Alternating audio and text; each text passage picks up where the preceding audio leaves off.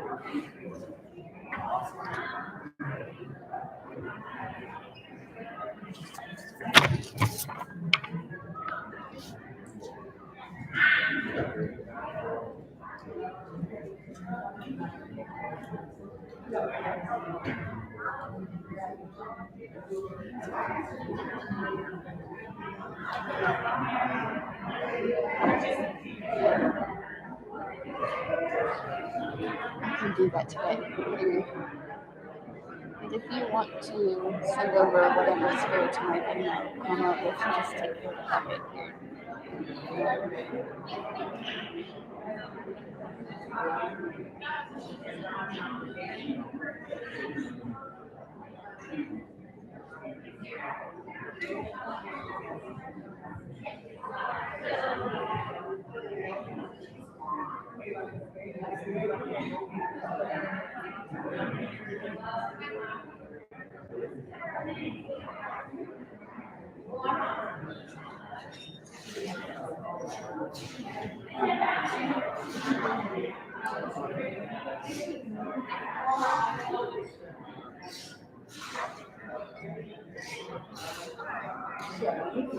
And the fashion show was so much fun here.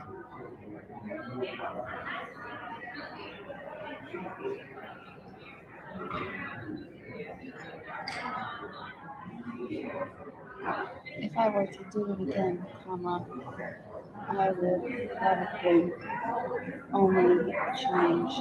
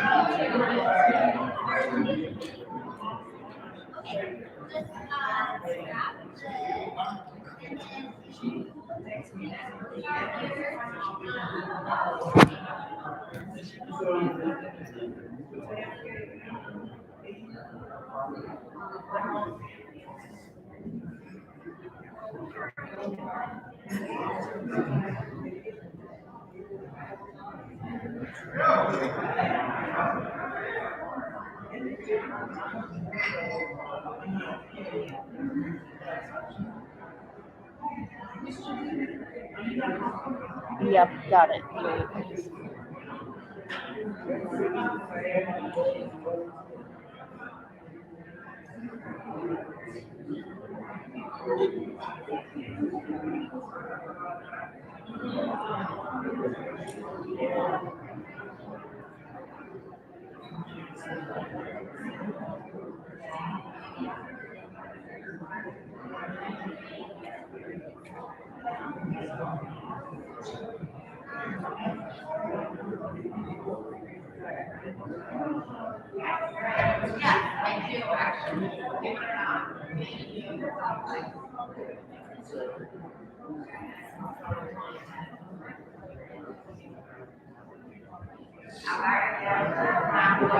Oh, I asked you.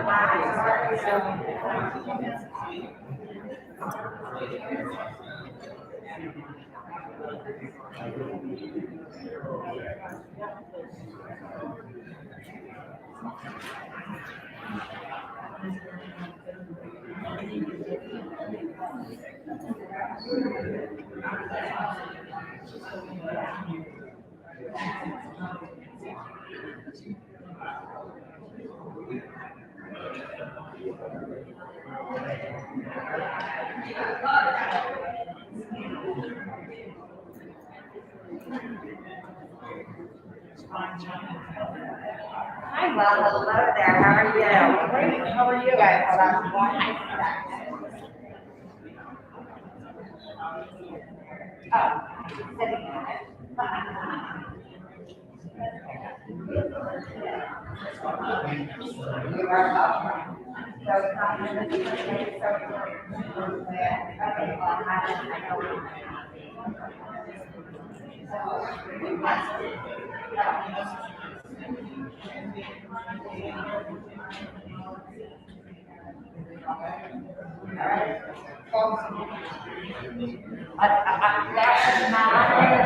my place to do that.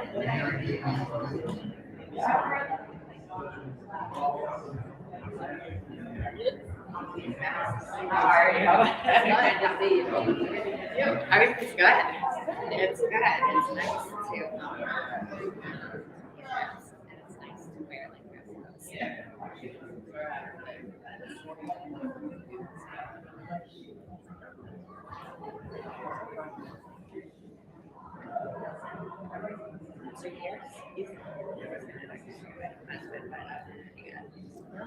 Not stuck. There's not a right word. Yeah, he's stuck in a rubber.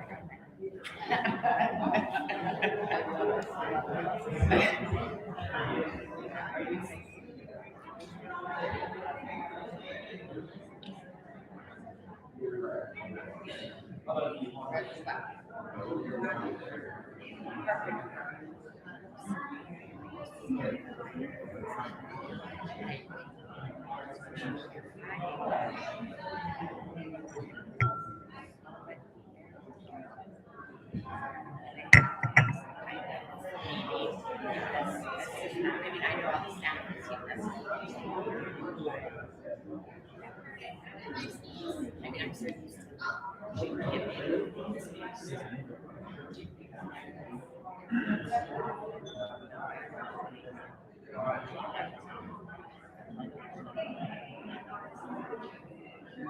yeah, everything in it have to change or I love it this way.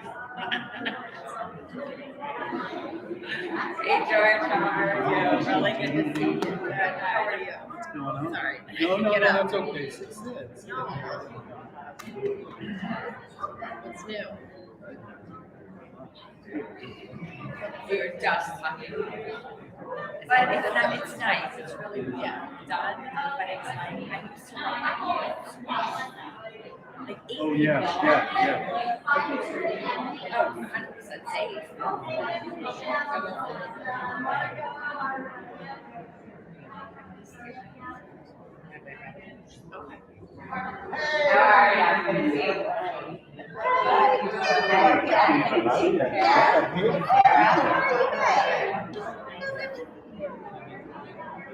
So sorry to use your old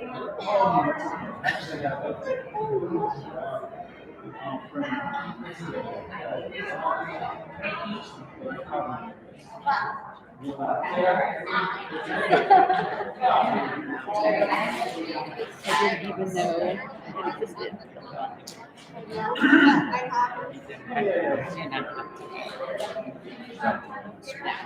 I'm asking. If you feel sick, because our chair and our treasurer are not very good. Yes, I just my job.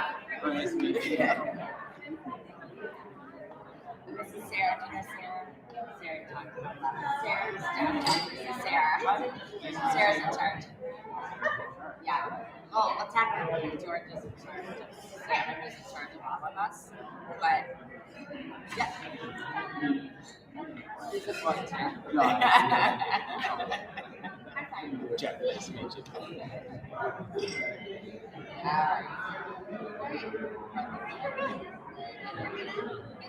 Oh, you got it. Yeah, but I don't know why.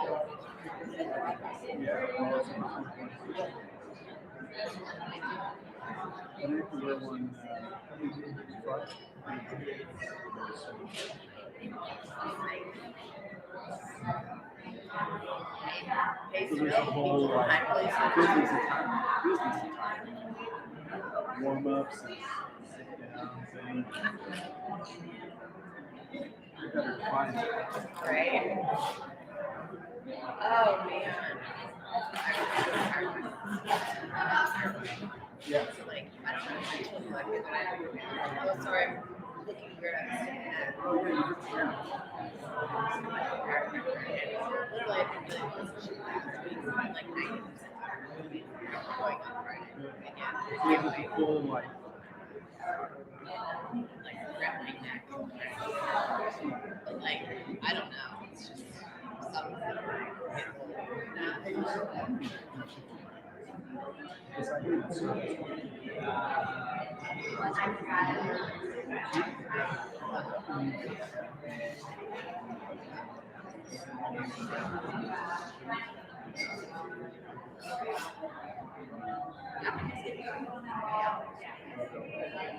Yeah, no. Into the conversations, getting the question, like, you know what I mean? Which is fine, like,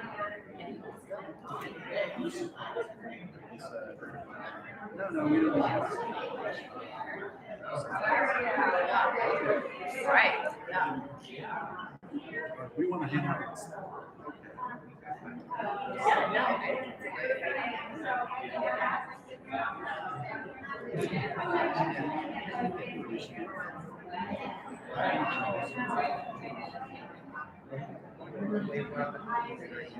Especially in that area.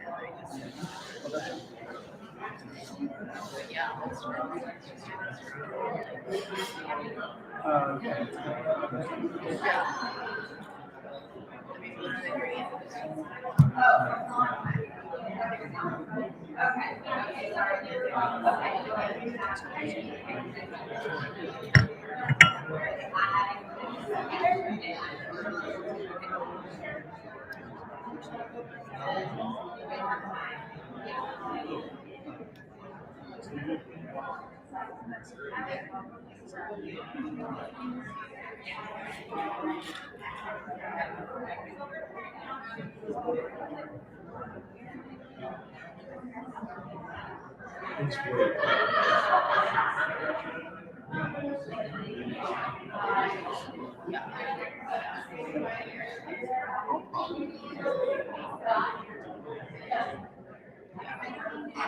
Yeah, but I mean, you can't, it can't be. But I think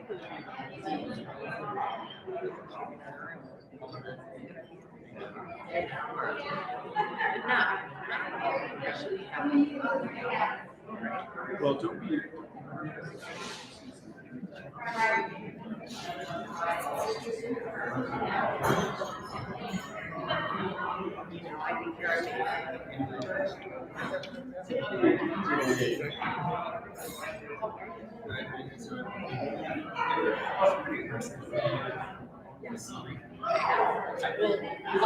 Like that? Huh? So don't be like that. Oh, that's. Are you in here? Yes. Okay. Now I appreciate it.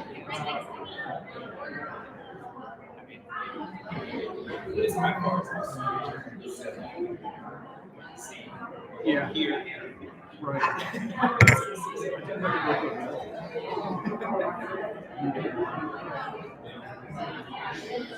I keep pulling up on your came. I'm like, okay, yeah.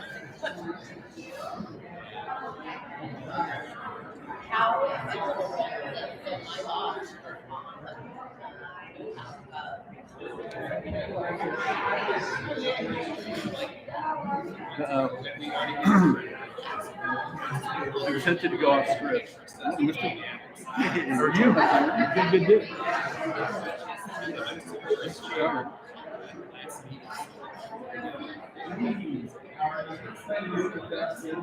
Yeah.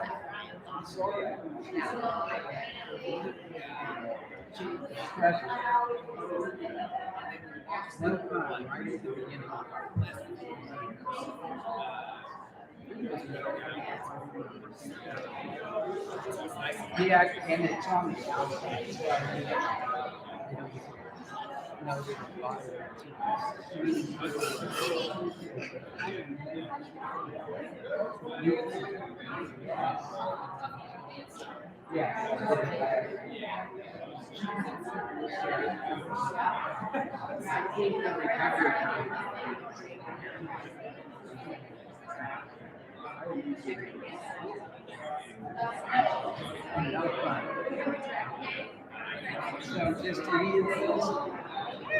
All right.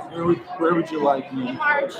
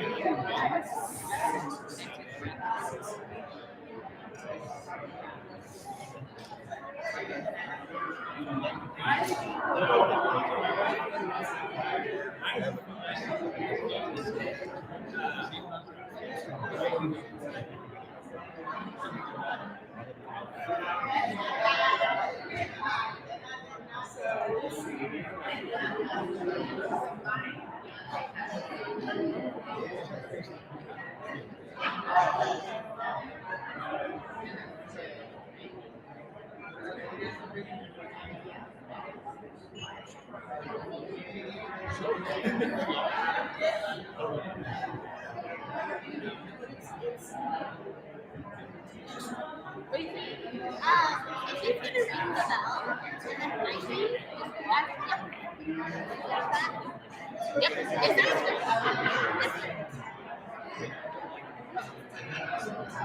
I use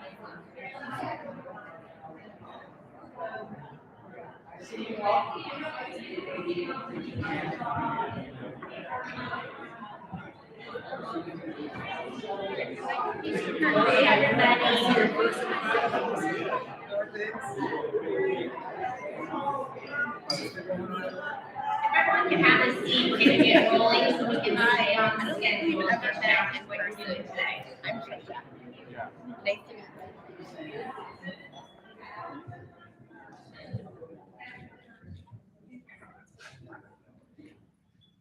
Okay. I am Emily Haig. I am the president and CEO of First Call, and I'd like to welcome you all to our 2022 Community Gratitude Luncheon. It is really, really nice to all be here together in person. Some of us were remembering 2 years ago we were here when the city shut down. So this is a much happier occasion. We're all healthy. It's all good. So thank you for joining us. So this is kind of surreal for me. I've been planning this event for 6 years. I've never been the one standing up here. So I have big shoes to fill, but hope you'll bear with me. So I miss seeing all of our friends and colleagues.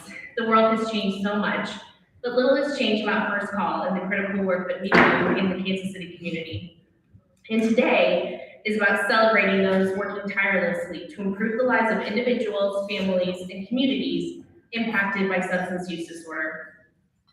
Each year, First Call honors people who work to further our shared goal in 6 distinct ways, including Philanthropist of the Year, Volunteer of the Year, Young Leader of the Year, Recovery Champion, Professional of the Year, and Lifetime Achievement. This year, we are also excited to recognize an individual for excellence in board leadership. But before we get to that, I have lots of gratitude to share. First off, a special thank you to the families, foundations, and corporate partners who provided underwriting for this beautiful event. Our Champion of Hope underwriters include Blue Cross Blue Shield of Kansas City, the Feist Family Foundation, and Lathrop GPM. Our celebration underwriters include Hugh O'Donnell, Karen and Jeffrey Gerson, Shatterproof, Midwest Recovery Centers, Valley Hope Association, Locally and Technology Services, and Welcome House. And we thank our virtual sponsors. A full list of all underwriters can be found in your program. I'd also like to thank all those who helped make today happen. Gratitude to the Conference Center for providing this wonderful space. And thank you to our Events and Marketing Committee for all of your time, attention to detail, and commitment to this event. Our committee members are Brenda Althouse, Kathleen Callahan, Nicole Escabel, David Hegarty, M. Swenson, Laura Bernacy, Tony Whitworth, and Carl Wu. Let's give them a round of applause.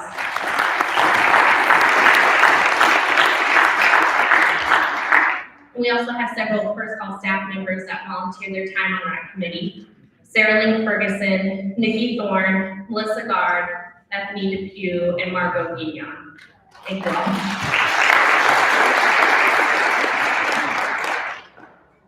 And of course, I would be remiss if I didn't thank our entire First Call staff and board for your tireless dedication to our important mission. First Call's mission is to reduce the impact of alcohol, drugs, and addiction by providing quality resources to individuals, families, and the community.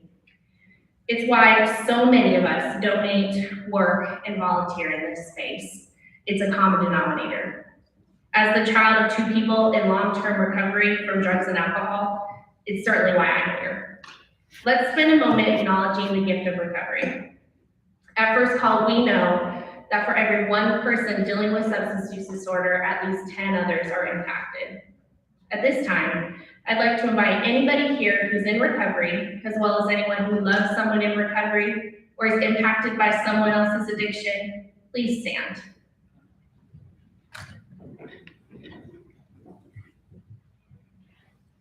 It's a beautiful testament that we're not alone. Thank you all.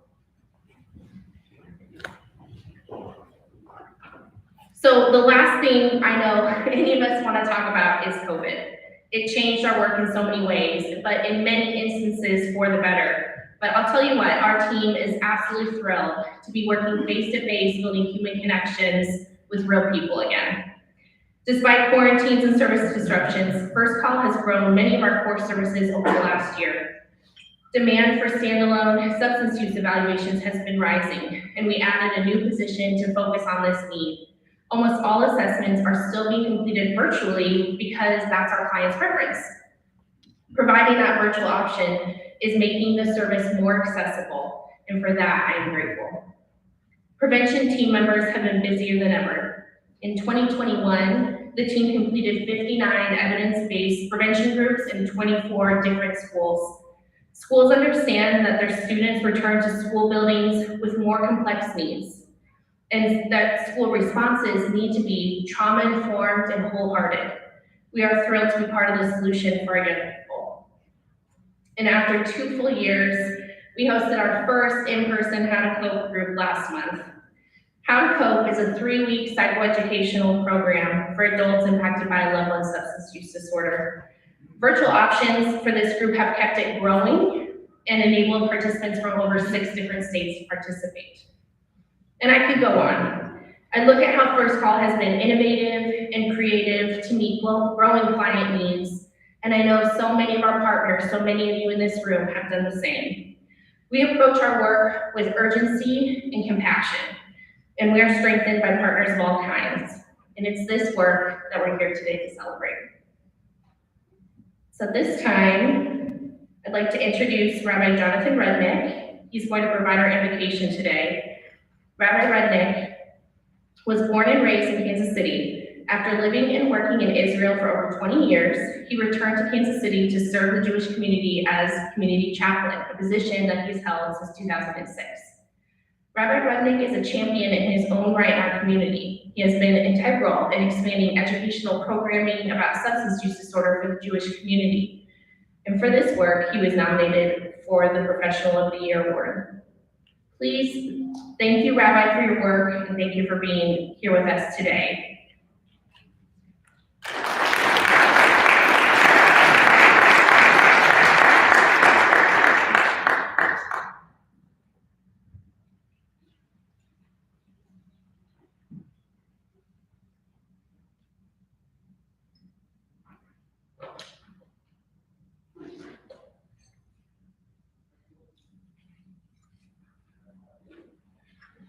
Thank you very much, Emily. Shalom, everyone. Shalom in Hebrew and in Jewish is a blessing of inner peace and wholeness. You might say it means serenity. So again, please join me in blessing one another with this hope and wish for serenity. Shalom. The way Jews as a group are known in the Bible symbolize 3 aspects of human experience. We are known as Hebrews, river crossers or journeyers, Israelites, those who wrestle with God and with others and with the self to become more able. And Jews, those who inhabit the space of gratitude. Literally, giving and expressing thanks is in our name, Jews. So first, in that spirit, I want to thank First Call for all you do and for who you are for so many in our Kansas City community, on behalf of the Jewish community and everyone here and so many others across our area. When people in need call out, you're there. And you call out and invite people out of love and care to a journey of recovery. I also think of First Call as a boarding call, kind of a get ready to cross some challenging rivers on journeys to lands unimaginable, as yet unshown and unseen. Journeys that are actually to the self, the soul, the spirit, the essence of who we are. In life in general, and especially on this road of substance use disorder, each of us has issues in a wrestling match that gives us the opportunity to decide to hold on, even as we are often wounded in the process, to hold on for the blessing to become more able, more whole, more who we truly are. The 2 main Jewish spiritual care resources are community and tradition. And I might suggest those are also universal spiritual resources. Tradition is longitudinal, from generation to generation, connected over time across the generations, I understand this recognition and acceptance of one's place in human history as necessary for serenity, which is the key for attaining acceptance that we cannot control everything nor everyone, and the acceptance of those very things and people that we cannot control or change. Community is latitudinal, horizontal, being part of something bigger than ourselves, beyond the I, those to whom we belong, of whom we're a part, the people at our side. This kind of connection can help us recognize the strength we have inside of us, each of us, and to feel and assume and claim the courage we need to change what and who we can change. Discerning the difference between what I can change and what I cannot requires Solomonic wisdom and is the key to experiencing true and deep shalom.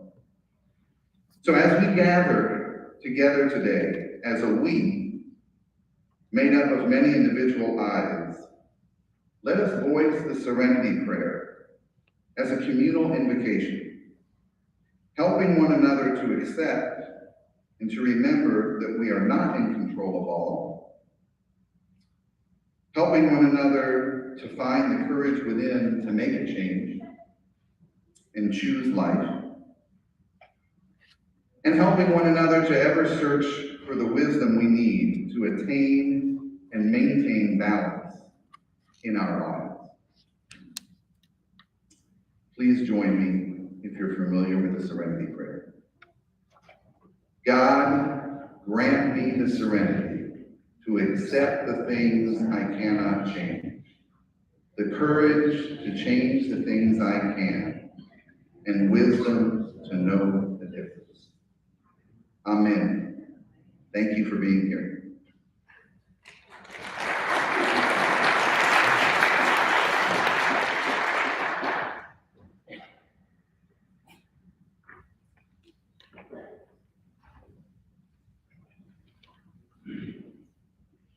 Thank you, Rabbi Rudnick.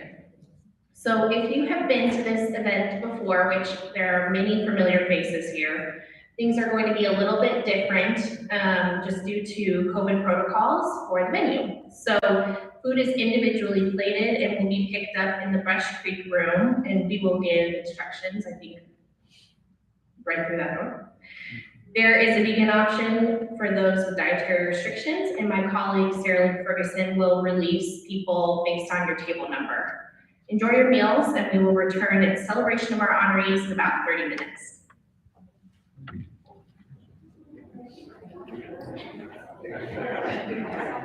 Hi everyone. Okay, so we're just going to release by table number. And like Emily said, the Brush Creek room is across the hall through these open panels here. So tables 1 through 4, please pick up your food.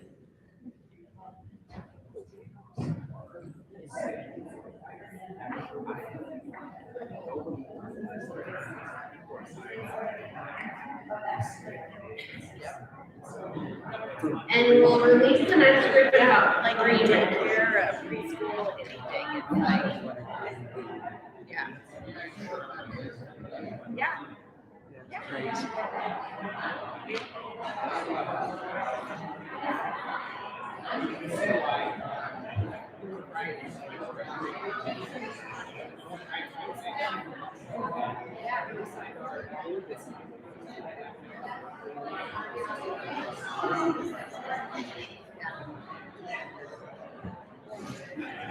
Maria, how you doing? I saw your wife.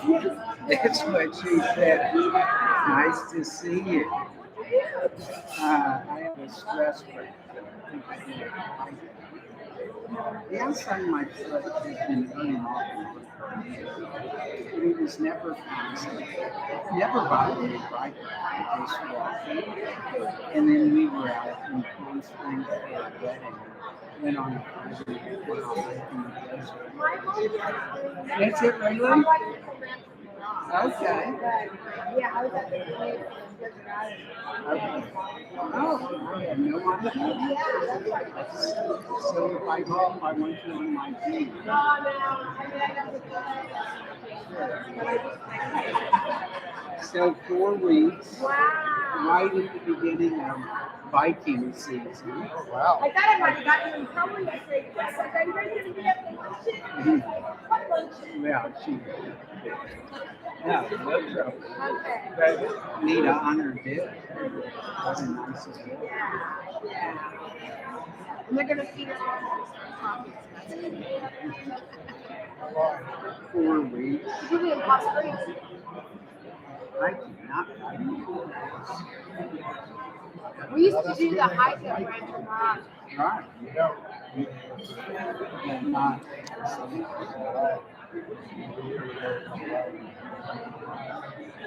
Well, and so we go, we're out in Colorado in July. And then somebody in our group was turning 60. The youngster in our group was turning 60. And we're doing a bike ride in Montana. And All right, we can go ahead and release tables 5 through 9. I definitely need to get. Oh, yeah. You better get going on it.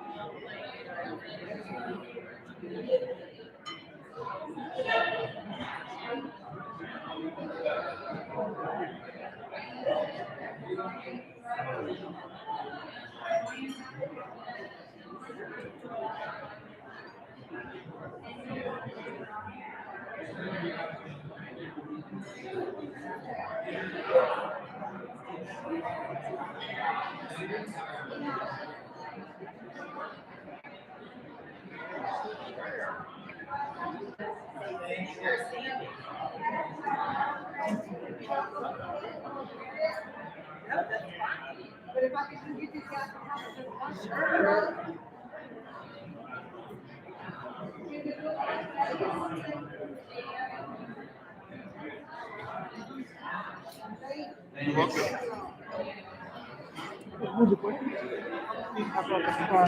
Huh?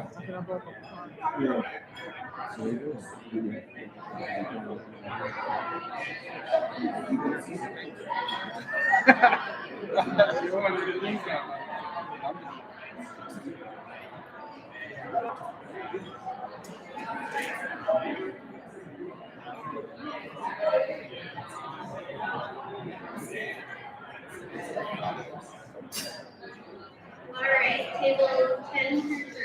I don't know why I'm surprised. Table 10 through 13.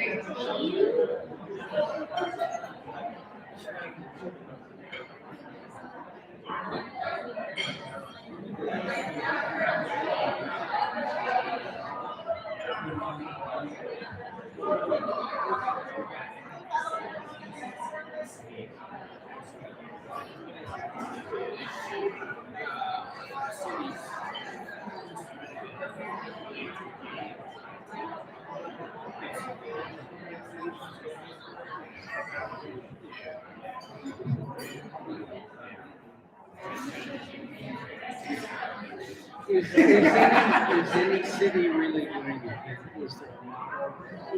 It can be pointing and say, let's do it. All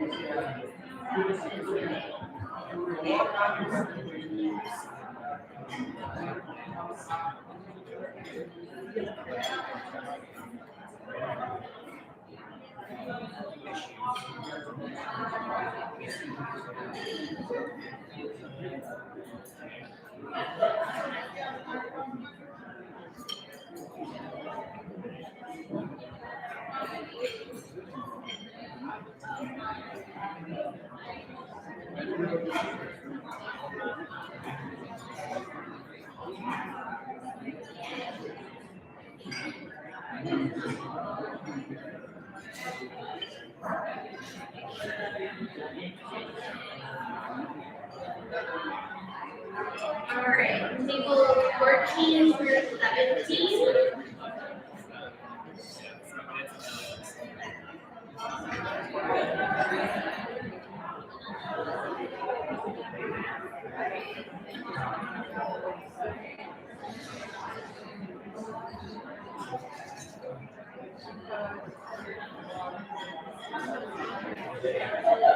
Tables 14 through 17.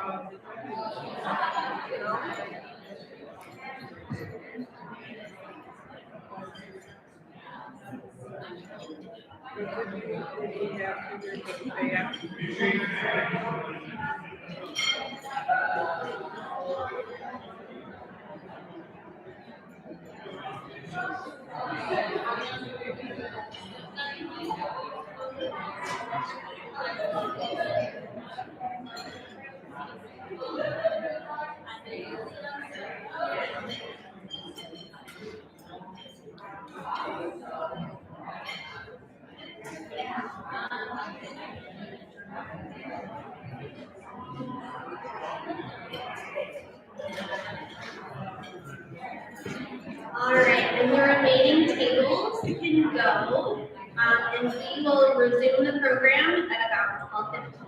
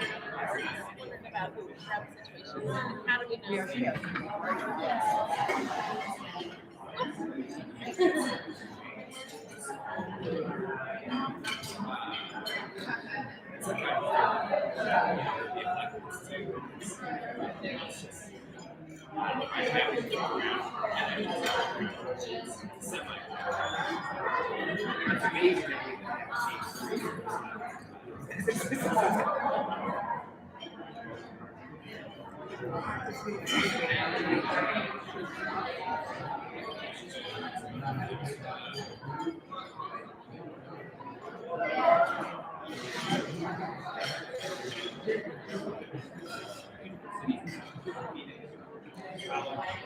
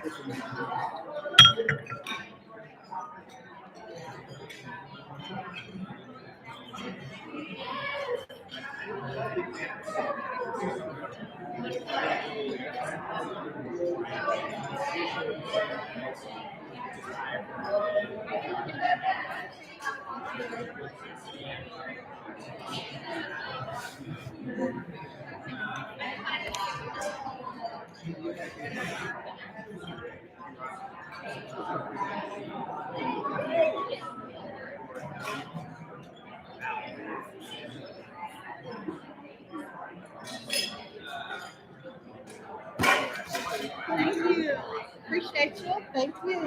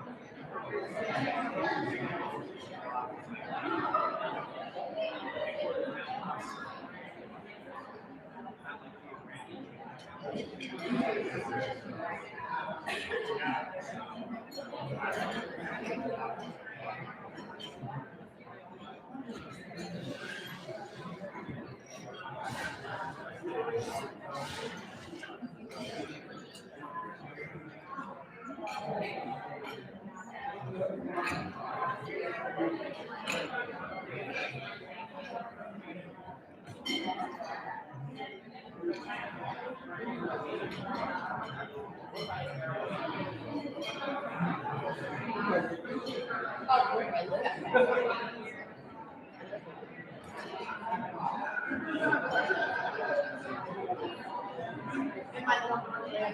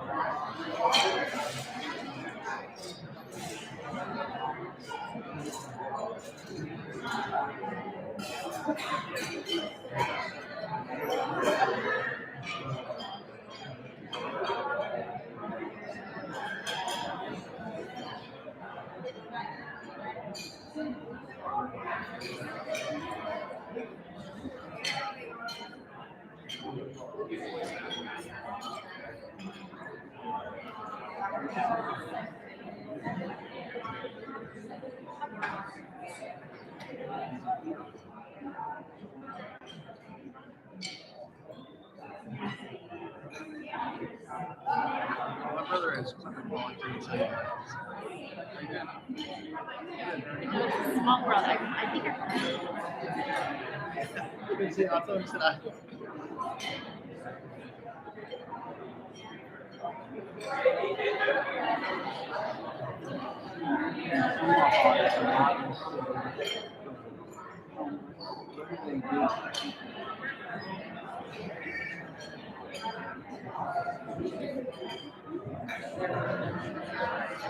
Hello, everybody.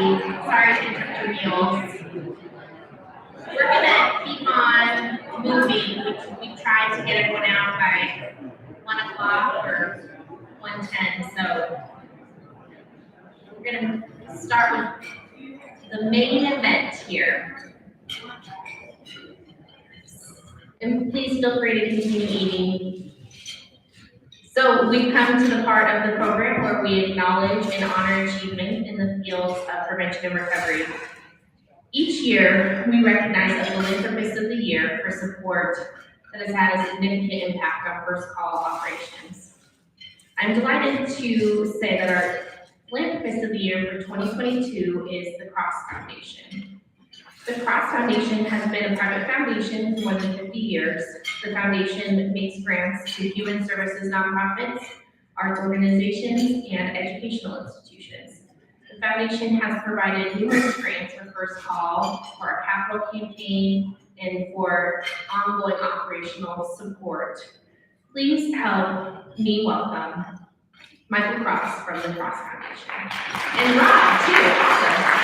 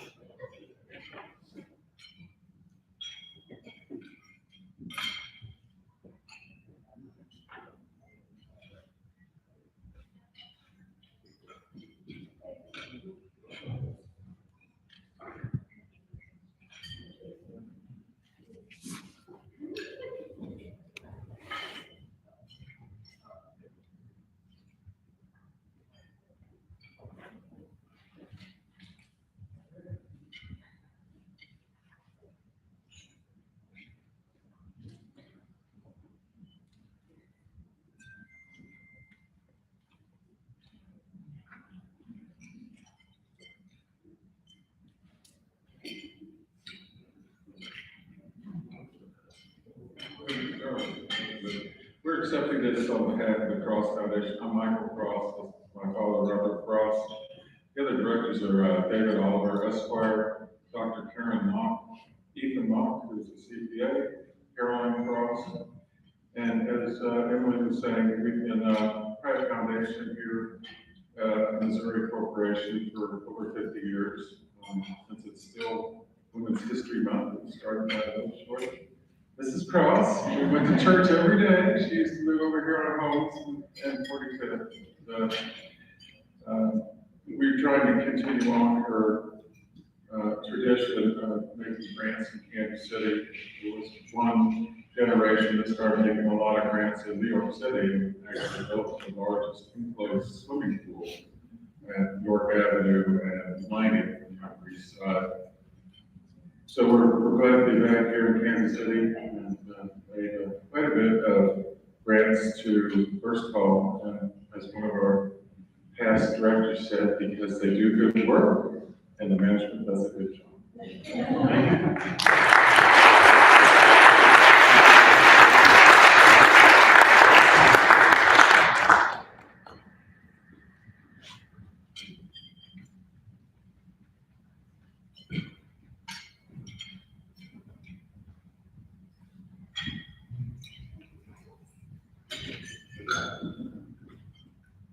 Good afternoon, everybody.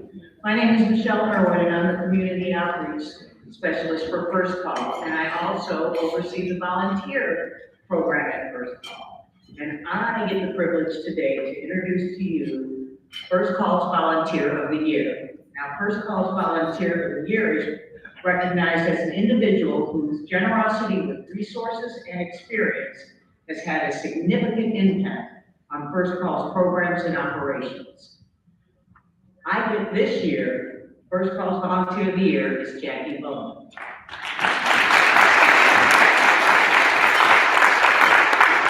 Jackie is a retired nurse practitioner of 40 years and has always had a passion for people and human life. After losing her daughter to substance use disorder, she felt called to volunteer for First Call Speakers Bureau. And volunteer she did. Jackie has done just about everything for us, hanging posters in bathrooms, manning health fairs, starring videos, and much, much more. But most importantly, she shares her story and provides hope, strength, and inspiration to others around her. She says that sharing her story with the community helps her to heal as she spreads the message that there is help and hope available for those that need it. Please help me to welcome Jackie Bowman.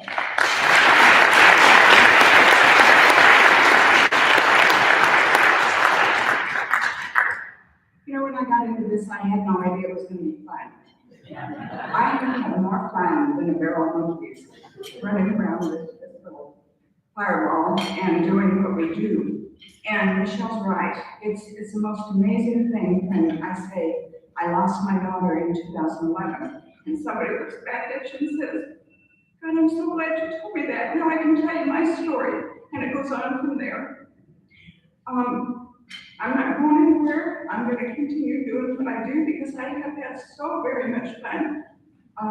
Michelle and I, we're there. We really are. So I thank you, First Call, for giving me the opportunity that I had.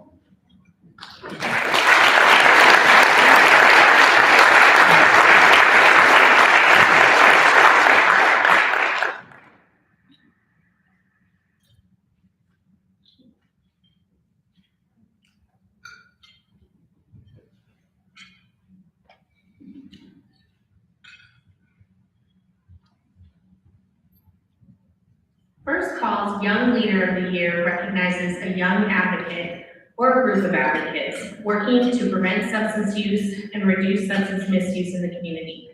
This year, we are delighted to present this honor to Tyler King. Tyler shares his experience, strength, and hope as a person in recovery regularly at different events throughout the community aimed at increasing awareness about substance use disorder. Tyler is also active in the recovery community, and he leads a young adult support group at the Church of the Resurrection. Please help me welcome Tyler King to the stage.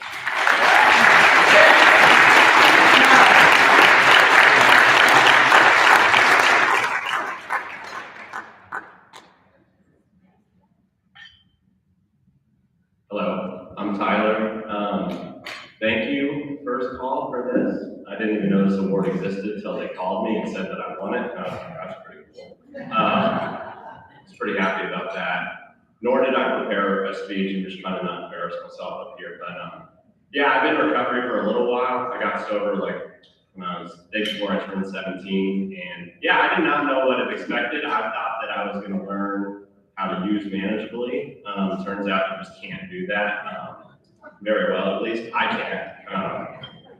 And then, you know, I just stayed sober for a while, and as Jackie said, turns out it's pretty fun. I wouldn't believe it. You know, people told me it was better than using drugs. I was like, that's impossible if you've ever done drugs. And then turns out you can understand that sobriety can be more fun than doing drugs if you try to stay sober for long enough, which is kind of crazy, right? So, and then the coolest part is that I stayed sober for a little while, and they were like, hey, if you want to stay sober, you got to try and like help other people do what people helped you do at the beginning. And I was like, okay, I'll give it a shot. And I was really bad at it, and like, you know, I told people crazy things. And I was 17 trying to give advice. I mean, have you ever heard a 17-year-old give even halfway decent advice? Like, I can't even fathom what I used to tell people. But I thought I was making a positive contribution. I think the spirit of me just trying to help back then was what helped other people, regardless of what the words that came out of my mouth were. It was my spirit helping another, which was what made the magic. And I'm sure I still give bad advice. But once again, it's just the spirit of helping, which is what makes this whole thing go around. Because the last thing I'll say is like, what I've learned was when I was, you know, using, I always had this equation in my head. When I was about to do something really stupid, I was always like, well, I get to, you know, have this momentary pleasure, but the cost is like everything else, right? And what I learned when you get sober and you actually give to someone, there's no cost, right? There's no bad thing that occurs. There's no sacrifice that's, you know, a negative result's going to happen. Like the spirit of truly giving is the best spirit because no one loses. Everyone only gains, the giver and the person receiving. And that's why I love giving so much, is because there's not a cost. Every single person, no matter what happens at the end of the day, is benefited. And so, I don't know, it's kept me sober for a couple of years, so I guess I should be working somehow. So thanks so much. First Call, this was awesome. And yeah, that's all I got.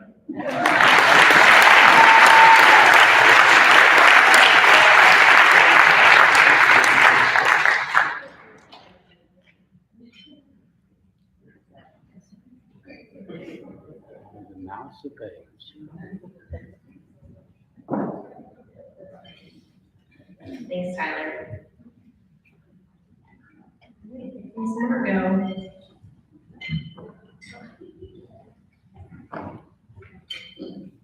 Hi everyone, I'm Margaret Leon. I'm the Director of Prevention Services at First Call, and I have the honor of introducing First Call's Recovery Champion of the Year.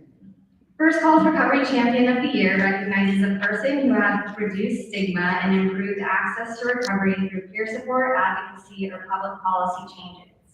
This year's Recovery Champion is Dr. Letitia Wood. Pause for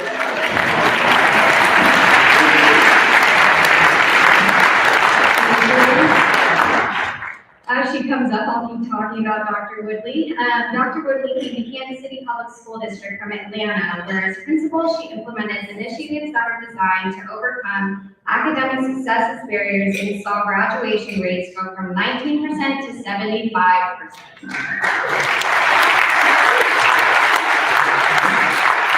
It gets better. Currently here as Assistant Superintendent over Student Support Services, she is living her passion for supporting the whole child. Focusing on building a trauma-sensitive school and the social-emotional needs of students who face abuse, neglect, hunger, homelessness, and parents or family with mental illness, the results have been life-changing and some might even say life-saving for her 14,000 students. Not only has she seen academic successes, but she has built relationships with community partners to help get students housing, jobs, clothing, and other life-essential mental health services that help them regain a healthy, productive life. I've had the pleasure of working with Dr. Woodley for the past year, and I've never seen a more trauma-informed approach move so quickly in a more environmental change in the school district. And I've been doing this for 6 years. She's amazing. So please, help me congratulate Dr. Letitia Woodley.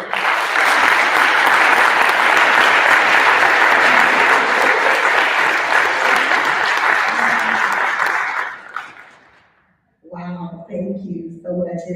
I hear those words and it means a lot to me. So first of all, today would not be possible without my amazing team of individuals. Ms. Ravonna Alexander, my behavior health manager. I tell everybody I dream in black and white and she brings the color. So she makes sure that we're able to implement the amazing things that we're trying to do in Kansas City Public Schools. In Kansas City Public Schools, simply, we're trying to create a culture of caring within our school district and make sure that every child in need extra love is getting the extra love that they need. And so I'm grateful to First Call for agreeing to partner with us, because I know I bring a lot of energy to our meetings and our conversations because of our passion for really trying to make a difference and transform the lives of students within our school district. So thank you so much for this opportunity to receive this award today.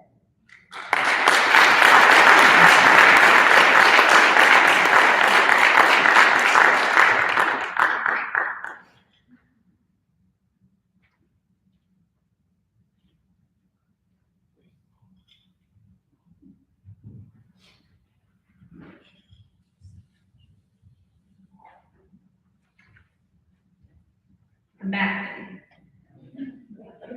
First Call is next up honored to recognize an individual for Professional of the Year.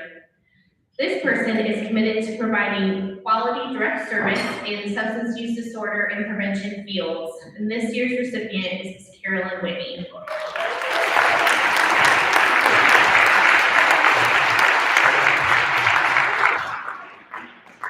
Carolyn is the founder and president of Sisters in Christ, a nonprofit devoted to women struggling with addiction, mental health, and abuse issues. She has worked to build relationships and bridges in the community, making Sisters in Christ a vital resource for individuals, families, and community partners looking to advance their goals and initiatives to foster diversity, community food distribution, equity, and inclusion. Carolyn is a certified substance abuse counselor, a public speaker, and an advocate for women's issues. She now serves also as the director of the Braytown Combat Striving Hub. Carolyn is a motivator, a supporter. She lifts all of us up, myself included. So please help me welcome Carolyn.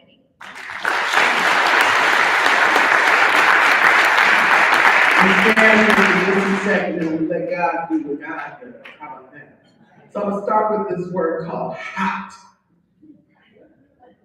Humble, open, and transparent. Right there. And I listened to everyone coming up here and I said, God, do something else. Even starting with the board president, he went somewhere. He said, Shalom, the peace of God upon our lives. And so today I say humbly for many women, because I teach women this, that we have to learn how to be our authentic selves. I say every day in January, we started with seek ye first the kingdom of God and all of his righteousness, and then all else will be added unto you. Jeremiah 29:11 says that he knows the plans that he has for us, and they're not plans to harm us, but plans to give us a hope and a good future.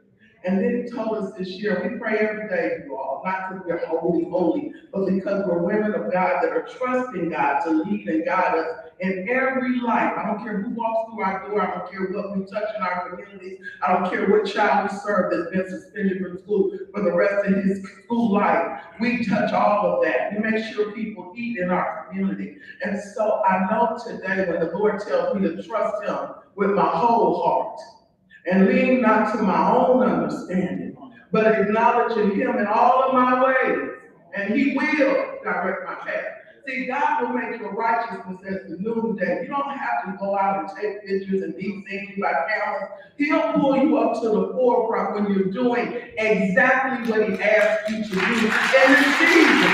And in this season, our people need to be healed. Our land needs to be healed. And so we become givers. It takes our own life experiences. I never knew when I was married to a professional ball player who found himself on drugs, who found himself in prison, that it was going to lead me to stand as a voice for others that might walk out that path. And so I'm not just talking about what I read about, I'm talking about what I've had to live. The single mother, the woman that was married to the athlete, the woman that had the prison. Start all over again. And so today, I stand here honored. I really do. And that team of folks, one thing I know about Carol and Libby, there's no way in the world I can do what God called me to do by myself. Because there are mothers out there that have daughters and sons, and there are young people out there struggling, trying to figure out why they're using drugs and why they can't get their life. And mental health is real. And so I thank God for First Call, because they were one of those partners that assisted us in knowing who we are and what we were there to achieve. I love God's people. I love you all, and I pray today that I can be an asset to this entire process moving forward. So God bless you and thank you.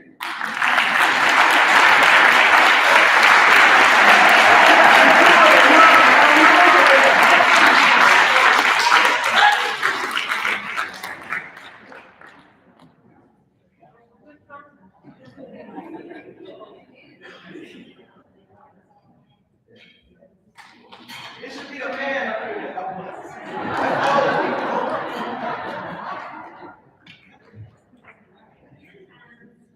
To talk about our lifetime achievement.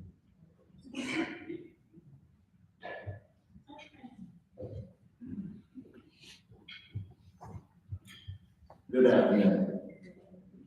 Well, it is a pleasure. First of all, Lifetime Achievement category recognizes a person who dedicated their long-standing career to work in substance use disorder treatment, recovery, and prevention fields. This year's recipient is Ms. Mary Jones Walser.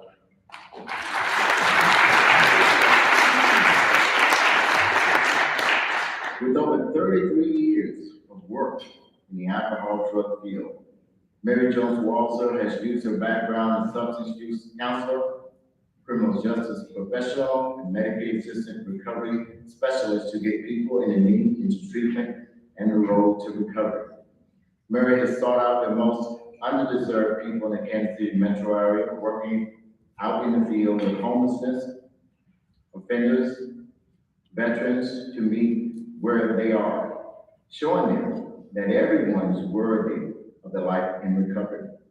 For 22 years, she served as a program manager. 15 of those years is what is known now as Heartland Center for Behavioral Health.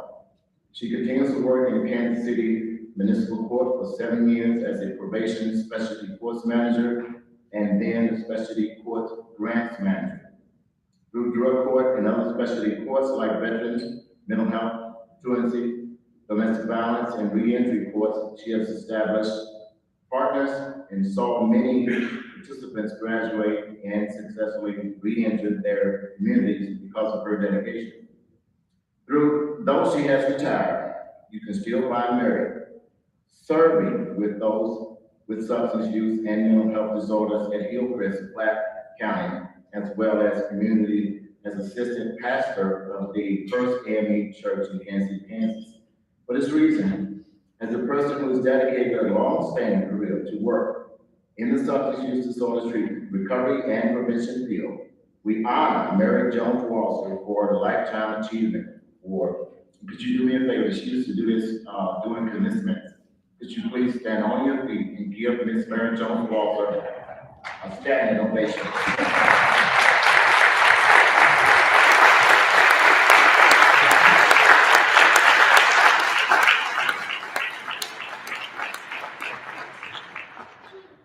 Thank you.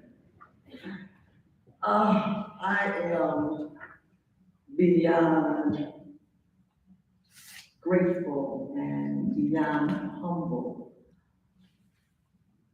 I am still elated from getting a phone call from Emily when she called me, and I was in awe then, and I am more in awe right now.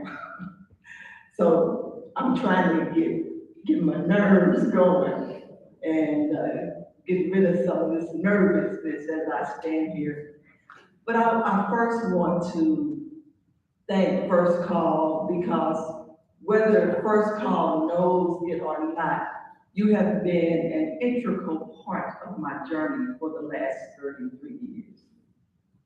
When I came into the field, I was, when I say green, when I say a novice, that's an understatement. And I started with Swope Health Center. And I didn't know anywhere else to go, so I went to National Council. It was National Council before it was First Call. So you know I've been around for a while, and I'm kind of dating myself, but that's okay. And so I remember walking into First Call, and I remember going to the Speed Center in order to get videos and everything in order to do a group. And I remember First Call welcoming me in. And it's funny how I would start at First Call and then end at First Call. Because during my 7 years at municipal court, I partnered with First Call on every grant that I had. And I had written over $4 million worth of grants for the courts. And I'm telling you, First Call was an integral part of everything that I did. So I stand here, when I say I'm honored, I am truly beyond honored. I can't even express it. And as I stand here today and I see many of you, there are many of you that I have worked with, and there are many that we have served together, served individuals together, and there are individuals who sit here today that I remember seeing when they were struggling in their addiction. And to see them today is a beautiful thing, because I know that recovery works. But it didn't stop there. It says it works if you work it. And then I later heard him saying it won't if you don't. And so I just look at that today, and I'm so honored to be here and to receive this prestigious award. I am just grateful for being here, and I just want to say thank you to Emily, because I remember working with Emily before she was the CEO. And congratulations to you, and to First Call, and to many who work for First Call. And I know that the best is yet to come. Thank you for such an award.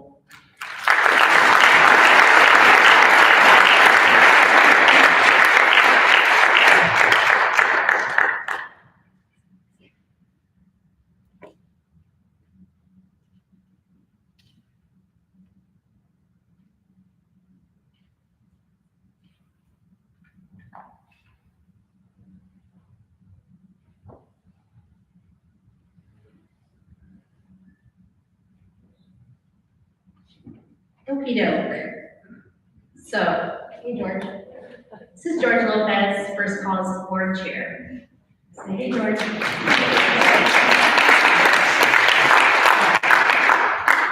right, take it away. As Emily said, it is my privilege to serve as board chair of First Call. It's a fabulous organization with fabulous people. It is also my distinct honor this afternoon to introduce a new awards category this year. The First Call Excellence in Board Leadership Award recognizes a past member of the First Call Board of Directors who has provided exemplary leadership and advocacy of our vision and mission, elevating and advancing First Call's work in our community. Now, First Call's always been blessed to have outstanding board members, many of whom are in the audience this afternoon that I see.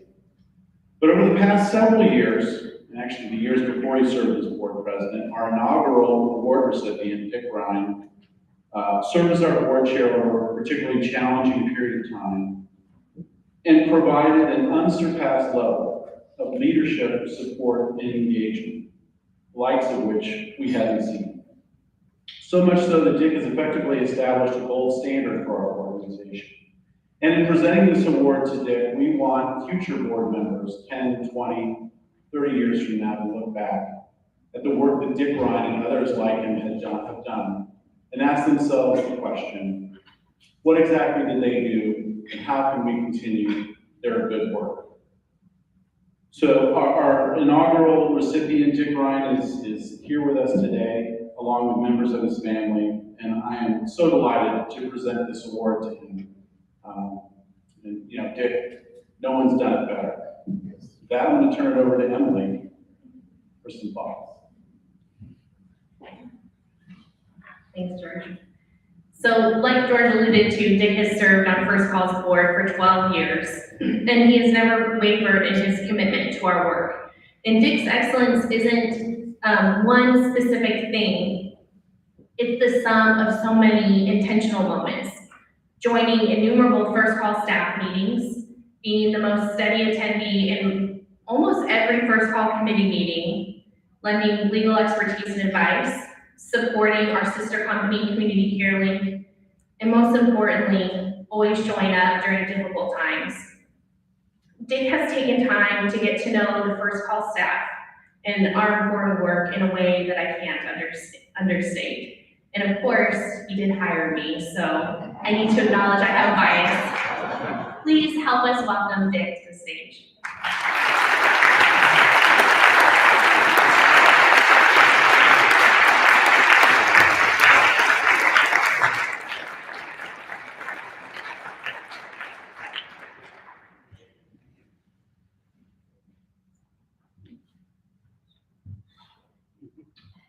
Words cannot express the honor I feel, the humility I feel, and the gratitude I feel for this award. First, I feel gratitude for each person in this room and who's listening and what they've contributed to the recovery community. I've got a few folks I'd like to acknowledge. My fiancée Maria, who keeps me centered, balanced, and works very hard to keep me humble.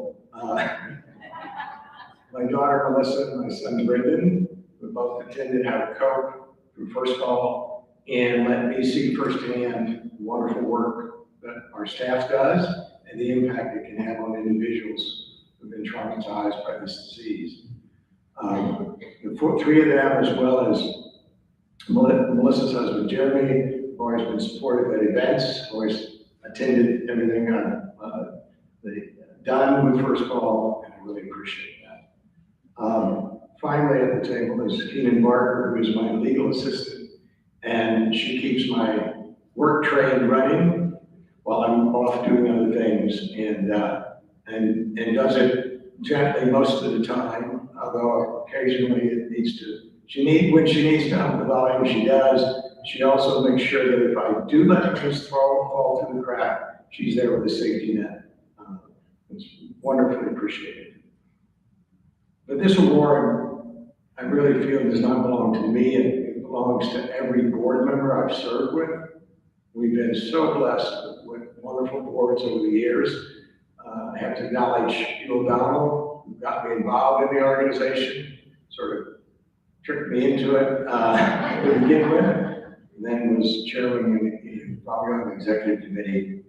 And Deepak, who brought me on as vice chair and mentored me for several years and has worked shoulder to shoulder with me on Community Careland, our technology partner, and it was these business acumen, along with Kurt Heidelman's technical expertise, has led us through a very successful path, but it wasn't easy. I appreciate everything you've always done and been there with me every step of the way. However, this award really, really, really belongs to our staff. And I think we need to take a moment or two each day and reflect on how difficult their jobs are. Whether it's counseling an addict or alcoholic, whether it is talking to their family, whether it's going to the schools to intervene, if you will, in mindsets of young individuals so they can start feeling worthy and miss the addiction and miss the alcoholism that they might otherwise suffer. If it's how to cope, so families can attempt to come to some recognition of how to deal with an addicted individual within their realm.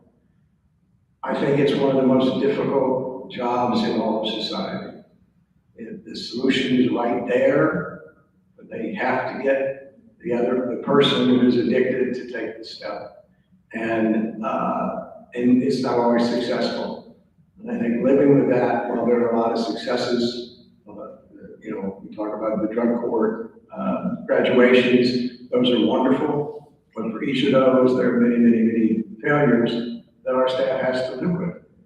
And so I want to acknowledge them for all they do each and every day and the impact they have on the lives of children who, because of our staff's success, may no longer feel like the earth is moving beneath them as they're living in an alcoholic home, to raise up somebody's host who's been incarcerated for years and a pattern there, who now can find a job, build a family, build a life. All of that is individual work, hands-on, one-on-one, and I cannot emphasize how much admiration I have for our staff. And then we had COVID, and so our staff's having to deal with this extremely difficult job, and now they have to do it via Zoom or via phone. And that sounds easy for many of us here when you just turn on the computer. Well, many of our clientele didn't have internet, didn't have phones, and our staff, Keith and others, went out and found grants to get phones to those in the recovery or the reentry community. We expanded how to cope, so now we can do it electronically and can do it remotely. We've been wanting to do that for years, and now we reach out to other states. All of that was done by the staff and their efforts during that terrible time when not only are they faced with how do we do it every day, they're actually expanding, making new partners in recovery, new partners in prevention, and they are having to themselves now be providing childcare because their children can't go to school, teaching them, figuring out how do you balance the household computer with your significant other who's also working remotely. And they did all that. One, they stayed sane.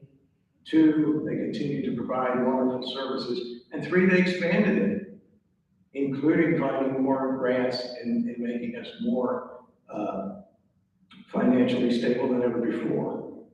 So the real winners of this award are Emily for senior leadership and all of the staff members who worked tirelessly at First Call. And I'm going to ask you all, if you would, to join me in standing and giving a round of applause for our staff. Thank you.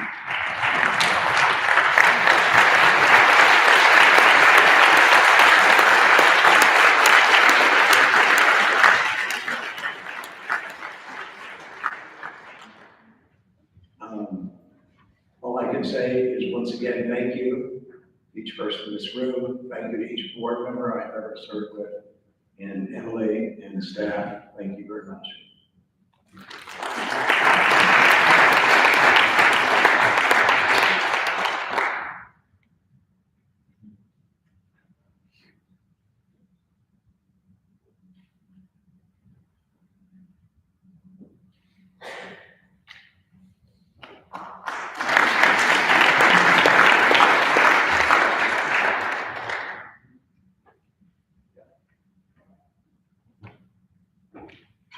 Ladies and gentlemen, how about a final round of applause for all of our award recipients?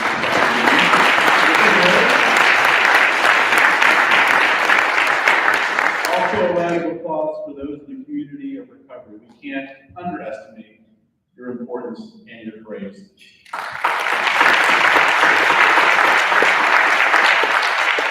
Finally, thank you to our sponsors, First Call team, and all of you. Thank you all for coming, and God bless all of you.